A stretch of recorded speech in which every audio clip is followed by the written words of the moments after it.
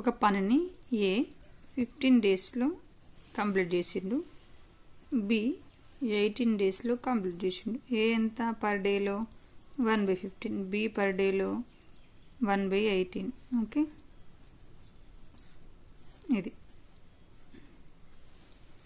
అయితే ఏ and B మళ్ళీ ఆ పని చేసేటప్పుడు ఏమైందంటే ఏ 5 డేస్ మాత్రమే చేసిండు, రిమైనింగ్ వర్క్ బి మాత్రమే చేసిండు. ఓకేనా, అంతేనా? అయితే క్వశ్చన్లో ఏమంటుండే, ఏ 5 డేస్ తర్వాత వెళ్ళిపోయిండు, రిమైనింగ్ పని ఒక్కడే బి చేసిండు, అది ఎన్ని డేస్లో చేసిండు అని అడుగుతుండు. ఓకేనా, అంటే ఏంటి, మనకు 1/15 ఇంటూ 5 డేస్ లీవ్ చేసిండు, అంతేనా? 5 1 5 3 అంటే 1/3 మీన్స్ 3 డేస్ వర్క్ చేసిండు ఆయన.